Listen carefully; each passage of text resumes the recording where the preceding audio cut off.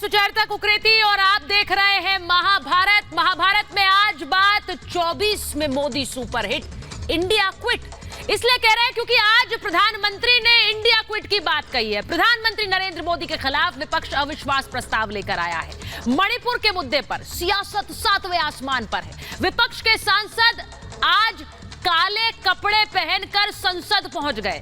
सरकार गिरने नहीं वाली ये विपक्ष भी जानता है, पर अविश्वास प्रस्ताव के बहाने हल्ला होगा, हंगामा होगा, संसद में बवाल होगा और कोई काम नहीं होगा।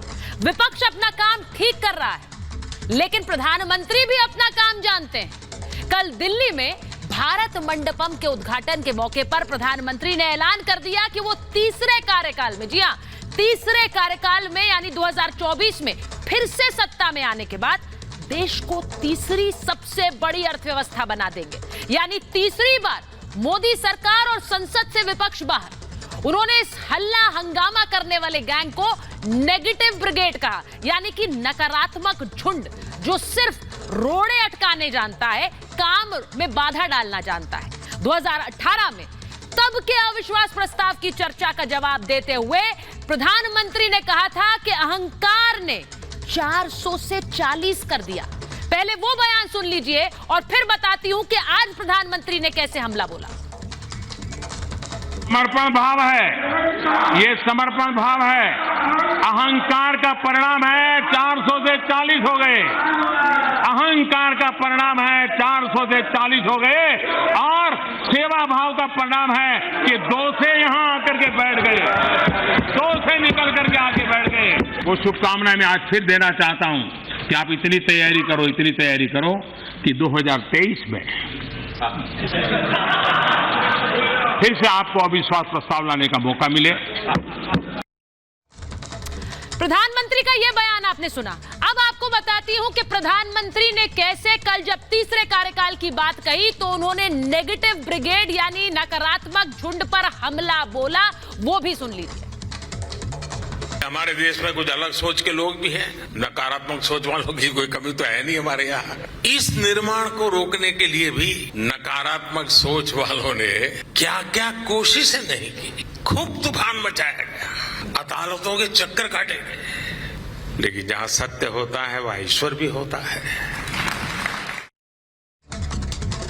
प्रधानमंत्री ने इस नेगेटिव ब्रिगेड का जिक्र क्यों किया है? संसद में अविश्वास प्रस्ताव नरेंद्र मोदी की सरकार के खिलाफ विपक्ष लाया है। मैं फिर कह रही हूं, विपक्ष अपना काम कर रहा है, लेकिन प्रधानमंत्री ने कैसे नेगेटिव ब्रिगेड का जिक्र करते हुए वो सारी चीजें बता दी है जिनका विरोध ये नेगेटिव ब्रिगेड करती रही। प्रधानमंत्री ने कहा मोदी रोको को लेकर हर उस काम की निंदा हुई है जिसे प्रधानमंत्री ने किया।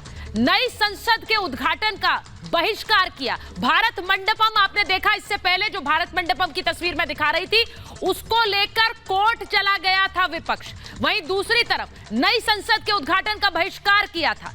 आपको याद होगा। इसके बाद अगला चलाइए, किस तरह से 5वीं अर्थव्यवस्था का जश्न नहीं मनाया गया। प्रधानमंत्री का कहना है 5वीं अर्थव्यवस्था बन गया देश, लेकिन उसका जश्न नहीं मनाया गया, उसके बारे में कोई बात नहीं की गई। इसी के साथ साथ तीसरी आपको बताती हूं, जब कर्तव्य पथ का उद्घाटन हुआ तो उस पर भी नकारात्मक राजनीति, यानी कर्तव्य पथ पर जहां पर सुभाष चंद्र बोस की प्रतिमा लगी उसे लेकर भी किस तरह से हंगामा हुआ था, राजनीति हुई थी। क्योंकि मोदी सरकार में यह हो रहा है तो उसके खिलाफ हंगामा। कोविड वैक्सीन को लेकर आपको याद है कैसे उस पर शक जताया गया था, वो भी एक तस्वीर थी। और इसी के साथ साथ आपको यह भी बताऊं कि कोविड वैक्सीन के साथ साथ 370 हटा तो उसे लेकर भी अखंड भारत से नहीं जोड़ा, उसे भी राजनीति से जोड़ा। यह तस्वीर जिस पर प्रधानमंत्री नेगेटिव ब्रिगेड की बात कर रहे थे। पहले यह तस्वीर देख लीजिए, यह रिपोर्ट देख लीजिए, उसके बाद महाभारत।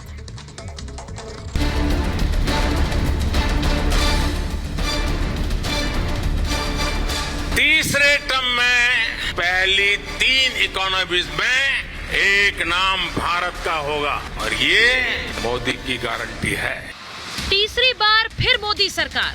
चुनावी माहौल में यह नारा गूंजने लगा है क्योंकि सियासी पिच पर विपक्ष की टीम इंडिया मोदी को हटाने का प्लान बना रही है, लेकिन प्रधानमंत्री के तौर पर मोदी ने अपनी तीसरी पारी का ऐलान कर दिया।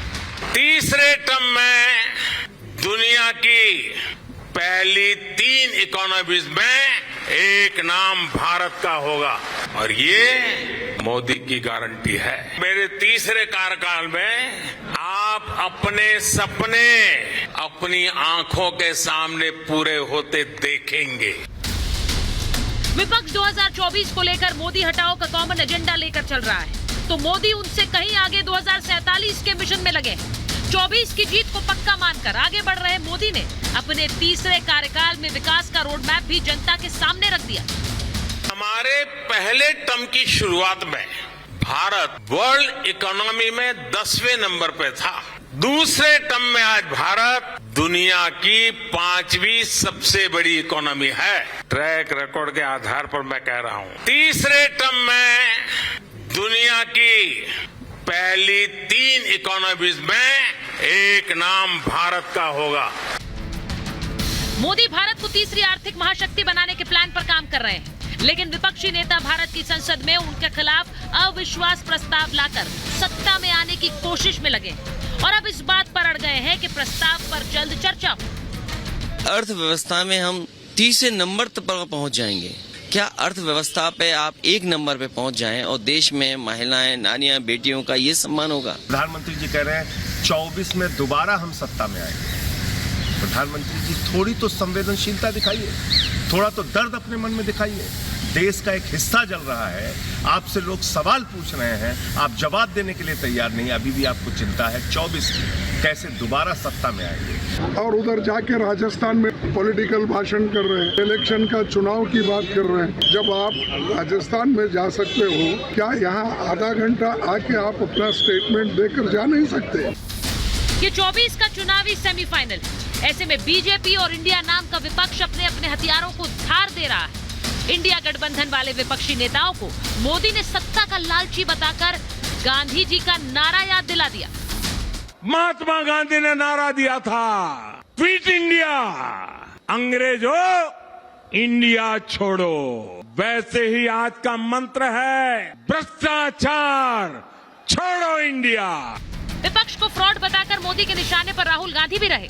पर ये है विपक्ष एकजुटता के दम पर 24 का किला फतेह करने का दम भर रहा है, तो मोदी को भरोसा है कि जनता का विश्वास उनके साथ है।